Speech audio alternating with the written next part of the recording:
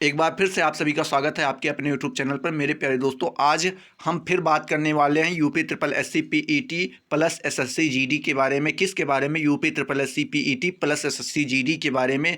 तो अगर आपने पिछला वीडियो अगर नहीं देखा तो उसमें देखिए, मैंने पूरा बौद्ध धर्म पढ़ा दिया है। उससे जितने भी इंपॉर्टेंट क्वेश्चन बन सकते थे वो सारे सभी प्रश्नों पे हम लोगों ने डिस्कस कर लिए हैं। और उसको आप जाके देखिए, ज़्यादा लंबा वीडियो नहीं है, 18-20 मिनट का वीडियो है। उसी में पूरा क्या कर दिया गया है, बौद्ध धर्म समाप्त कर दिया गया है। आज हम बात करने वाले हैं संपूर्ण जैन धर्म के बारे में। मतलब जैन धर्म से जितने भी इंपॉर्टेंट क्वेश्चन बन सकते हैं उन सभी के बारे में बात करेंगे। ये एक ही वीडियो में सब कुछ आपको बता दिया जाएगा। पीडीएफ आपको बिल्कुल मुफ्त मिल जाएगी। कहाँ पे? तो आप हमारे डिस्क्रिप्शन में जाकर वहाँ से टेलीग्राम ग्रुप को ज्वाइन कर सकते हैं। वहाँ पे आपको सारे जो भी वीडियो जहाँ पे बनते हैं उनके सभी के पीडीएफ वहाँ पे डाल दिए जाते हैं। ठीक है, आप वहाँ से जुड़ के वहाँ से जाके आप प्राप्त कर सकते हैं।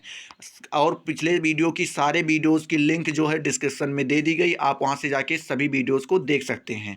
ठीक है, चलिए आज का प्रथम प्रश्न है, जैन धर्म के संस्थापक कौन है? तो जैन धर्म के संस्थापक किसे माना जाता है? ऋषभदेव को माना जाता है। लेकिन अगर आपसे पूछ ले जैन धर्म के वास्तविक संस्थापक कौन है, तो जैन धर्म के वास्तविक संस्थापक हैं महावीर स्वामी। आपको इतना ध्यान में रखना है कि वास्तविक संस्थापक अगर पूछे तो महावीर स्वामी, और अगर केवल जैन धर्म का संस्थापक पूछे तो कौन है? ऋषभदेव हैं। अगर पूछे जैन धर्म में कुल कितने तीर्थंकर हुए, तो जैन धर्म में कुल 24 तीर्थंकर हुए। तो 24 को आपको पढ़ने की बिल्कुल ज़रूरत नहीं है, बस ऊपर से 3 और नीचे से 3 पढ़ लो, बस आपका हो जाएगा कल्याण। यहीं से पूछा जाने वाला है प्रश्न, कहीं अलग से नहीं पूछा जाएगा। आपको क्या करना है, बस इस वीडियो को देखते रहो। अगर पसंद आए तो लाइक करो, अपने दोस्तों के साथ शेयर करो।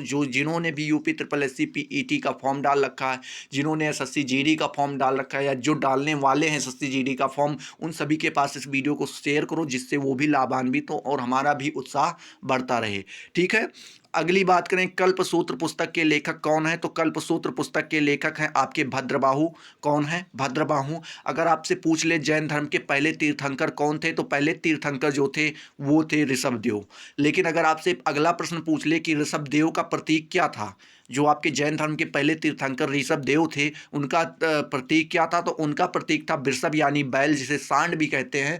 तो वृषभ, बैल, सांड कोई भी आए तो आप तुरंत मार दीजिएगा। ठीक है, ध्यान में रखना है।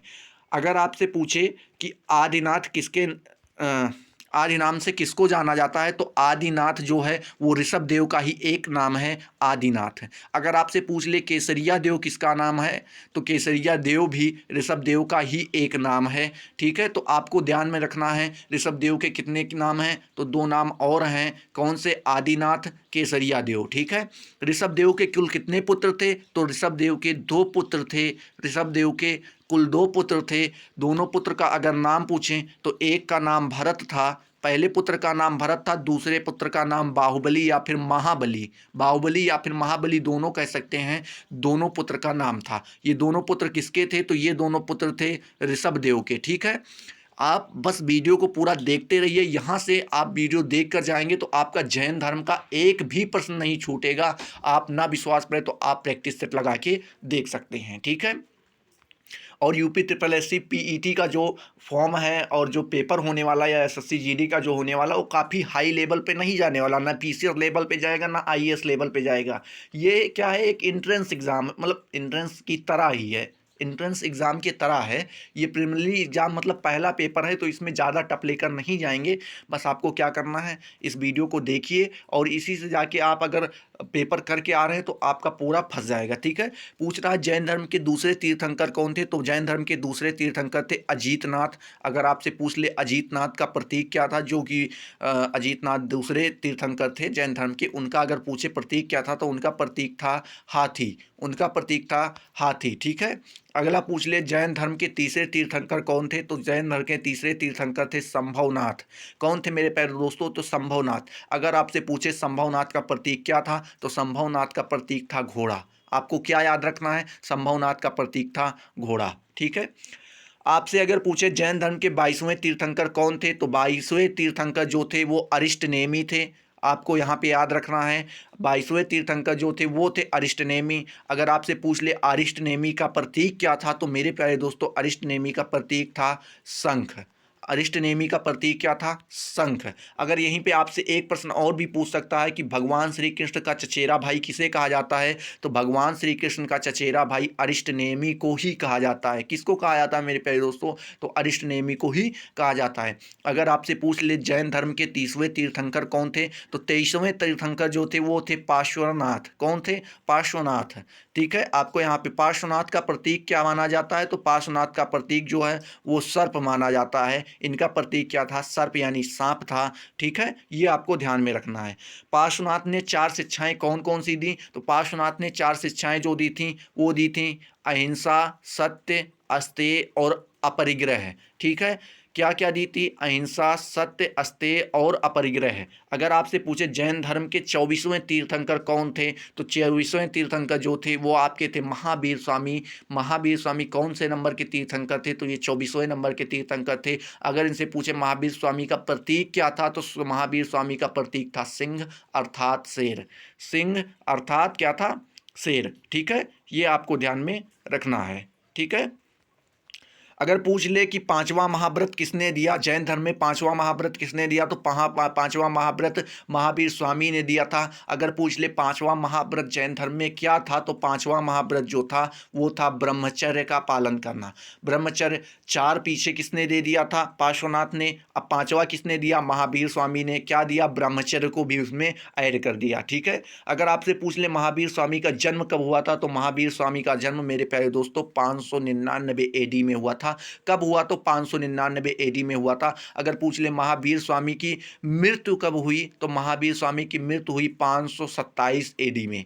कब हुई? तो ये सब 527 ईस्वी में इनकी क्या हो गई? मृत्यु हो गई। ठीक है, अगर अगला प्रश्न आपसे पूछ ले कि महावीर स्वामी का जन्म किस स्थान पे हुआ था, तो इनका जन्म स्थान जो है वो वैशाली कुंड ग्राम में हुआ था मेरे प्यारे दोस्तों। कहाँ हुआ था? वैशाली कुंड ग्राम में हुआ था। अगर आपसे पूछ ले महावीर स्वामी के पिता का क्या नाम था, तो महावीर स्वामी के पिता का नाम सिद्धार्थ था। क्या था मेरे प्यारे दोस्तों? तो महावीर स्वामी जी के पिता का नाम सिद्धार्थ था। ठीक है, आप मेरे साथ बोलते चलिए और यहाँ पे पढ़ते चलिए। एक बात समझ लीजिए, अगर पढ़ के जा रहे हैं तो अगर आपके सामने प्रश्न आ रहा है तो आपके दिमाग में कहीं ना कहीं पे ये तुरंत क्लिक कर जाएगा, सर ये आंसर सही है, क्योंकि ये मैंने पढ़ रखा है। ठीक है, इसी तरह से बस आपको क्या करना है, इस वीडियो को पूरा देखते चलना है।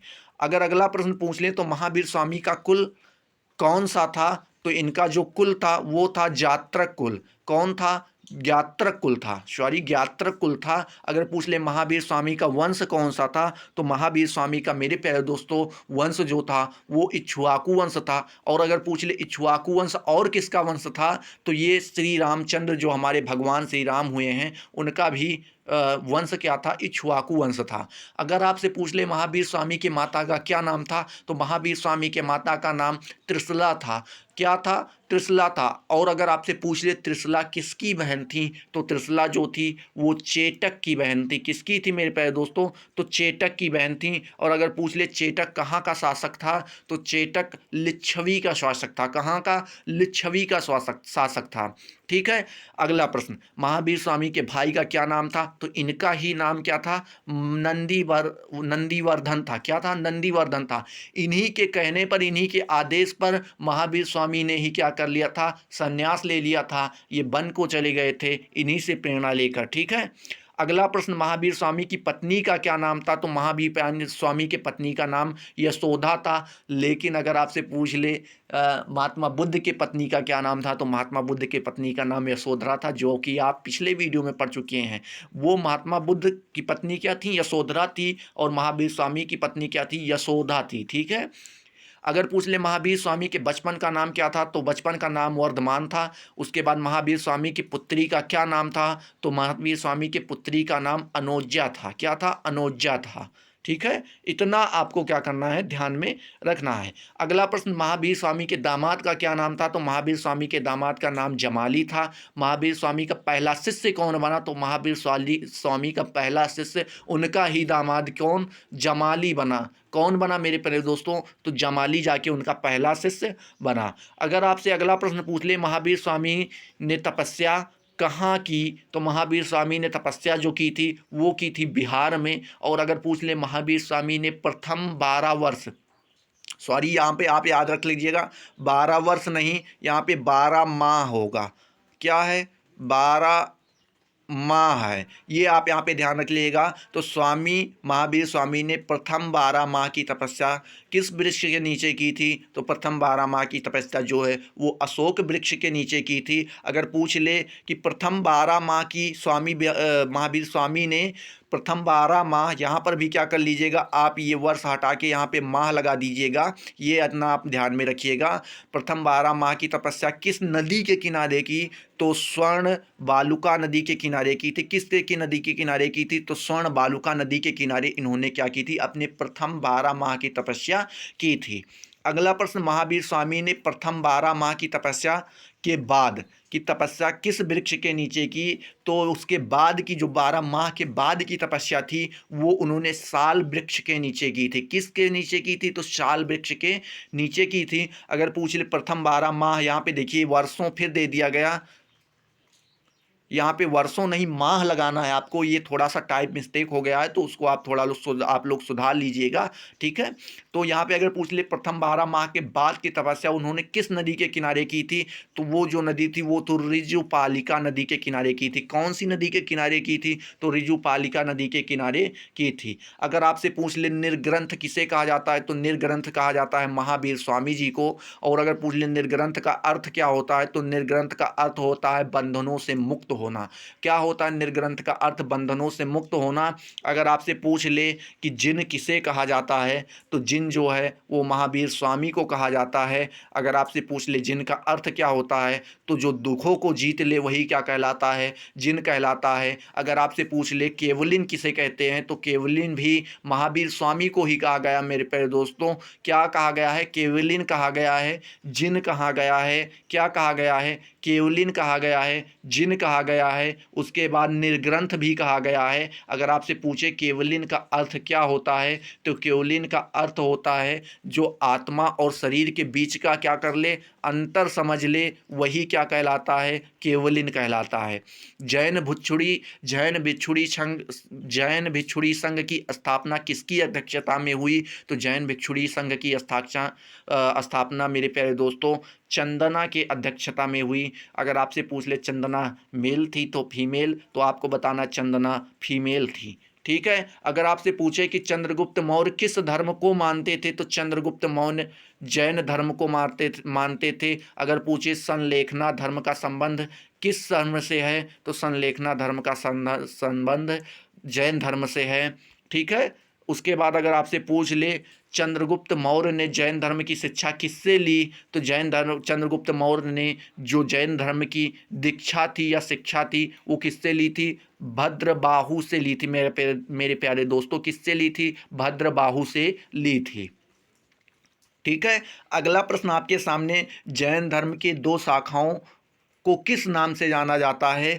तो जैन धर्म के दोनों शाखाओं को श्वेतांबर और दिगंबर के नाम से जाना जाता है। अगर आपसे पूछ ले श्वेतांबर का अर्थ क्या होता है? तो श्वेतांबर का मेरे प्यारे दोस्तों जो अर्थ होता है वो होता है कि जिसका सफ़ेद वस्त्रों वाला, ठीक है। दिगंबर किसे कहा गया? तो जो नग्न रहते थे उनको कहा गया दिगंबर। दिग का मतलब होता है दिशा और अंबर का मतलब होता है वस्त्र। दिशाएं ही जिनका वस्त्र हो उसे क्या कहते हैं? दिगंबर कहते हैं। तो जो नंगे रहते थे उनको क्या कहा गया? दिगंबर कहा गया। और जो वस्त्र पहन के सफ़ेद वस्त्र पहन के रहते थे उनको श्वेतांबर कहा गया। अगर पूछे श्वेतांबर के शाखा के अध्यक्ष कौन थे?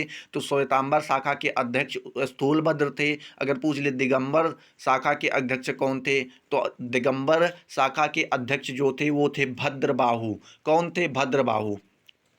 अगर आपसे पूछ ले श्वेतांबर शाखा का प्रचार दक्षिण में किसने किया? तो सुहस्तिन ने किया था। क्योंकि दक्षिण में भारत के दक्षिण में दक्षिण भारत में क्या दिगंबर शाखा चलती थी, वहाँ पे श्वेतांबर शाखा नहीं चलती थी। तो वहाँ पर अगर आपसे पूछे श्वेतांबर शाखा की दक्षिण में किसने प्रचार किया? तो वहाँ पे प्रचार जिसने किया था उसका नाम था सुहस्तिन, ठीक है। जैन धर्म में कुल कितनी संगीतियाँ हुई? तो जैन धर्म में कुल 2 संगीतियाँ हुई।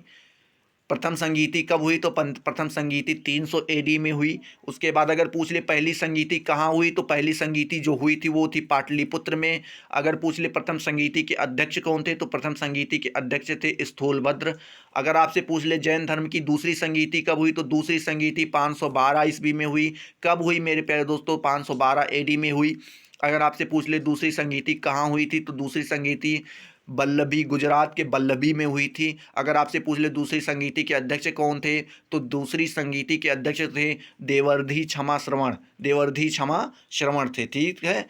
अगर आपसे पूछ ले खारबेला किस धर्म को मानता था, तो खारबेला नहीं, खारवेल किस धर्म को मानता था, खारवेल जो है वो जैन धर्म को मानता था। अगर आपसे पूछ ले हाथी गुफा अभिलेख किसने जारी करवाया, तो वो भी खारवेल ने ही जारी करवाया था। अगर आपसे पूछ ले खारवेल या फिर हाथी गुफा अभिलेख किस भाषा में थी, तो हाथी गुफा अभिलेख जो थी वो थी प्राकृत भाषा में थी। कौन सी भाषा में थी, प्राकृत भाषा में थी। अगर आपसे पूछ ले जैन धर्म की कौन सी भाषा थी, तो जैन धर्म की जो भाषा थी वो भी प्राकृत ही थी। महावीर स्वामी ने अपना पहला उपदेश कहाँ दिया था, तो महावीर स्वामी ने अपना पहला उपदेश राजगृह में दिया था। महावीर स्वामी और गौतम बुद्ध की मुलाकात कहाँ हुई थी, तो महावीर स्वामी और गौतम बुद्ध की मुलाकात मगध में हुई थी। अब आप सोचोगे सर महावीर स्वामी और गौतम बुद्ध की मुलाकात कैसे हुई, तो जैन धर्म जो है वो बौद्ध धर्म से पुराना है, और जैन धर्म के आखिरी तीर्थंकर कौन हुए थे, महावीर स्वामी हुए थे। और बौद्ध धर्म के पहले संस्थापक कौन थे बौद्ध धर्म के, तो वो थे महात्मा बुद्ध। तो दोनों ये जब स्टार्ट हुआ बौद्ध धर्म और जो जैन धर्म के ये आखिरी तीर्थंकर थे, इन दोनों का समय क्या था, समकक्ष था। इसीलिए इन दोनों का संपर्क हुआ, इन दोनों का मेल हुआ, इन दोनों की मुलाकात हुई, इन दोनों ने चर्चा पर चर्चा की। वो कहाँ पे की थी, तो मगध में की थी। ठीक है। अगर आपसे पूछ ले जैन धर्म के 3 रत्न कौन कौन से हैं, तो तीनों रत्न के नाम क्या क्या हैं, सम्यक दर्शन, सम्यक ज्ञान और सम्यक चरित्र। सम्यक दर्शन, सम्यक ज्ञान और सम्यक चरित्र। तो मेरे प्यारे दोस्तों, अगर ये आपको वीडियो पसंद आया है तो आप इसको प्लीज़ लाइक कीजिए, शेयर कीजिए, सब्सक्राइब कीजिए, अपने दोस्तों के साथ सबके पास साथ साझा कीजिए। उनको भी बताइए कि यहाँ पर क्या किया जा रहा है। वीडियोज़ पढ़ रहे हैं, अभी आपके बौद्ध धर्म के पढ़ चुके हैं, ये आपका जैन धर्म का पढ़ा है। इसके बाद अगला वीडियो हो सकता है आपके लिए सिंधु घाटी सभ्यता का लेकर आऊँ। तो बस आपको क्या करना है, इस चैनल को सब्सक्राइब कर देना है। आप ध्यान रखिए, एक बार तो इस तरह से पढ़ाया जा रहा है, फिर सभी को एक बार मिक्स करके पढ़ाया जाएगा, जैसे जैन धर्म और बौद्ध धर्म को एक ही वीडियो में इस तरह से भी आपके लिए लेकर आएंगे। किसी भी तरह से हमको क्या करना है, UP SSSC PET या SSC GD जो भी आपने डाल रखा है उसको निकालना है। अगर आपने दोनों डाल रखा है तो दोनों निकालना है। किसी भी तरीके से 2021 में नौकरी चाहिए तो चाहिए। ठीक है दोस्तों, मेरे प्यारे दोस्तों, तो अगले वीडियो में मिलते हैं। तब तक के लिए जय हिंद, जय भारत।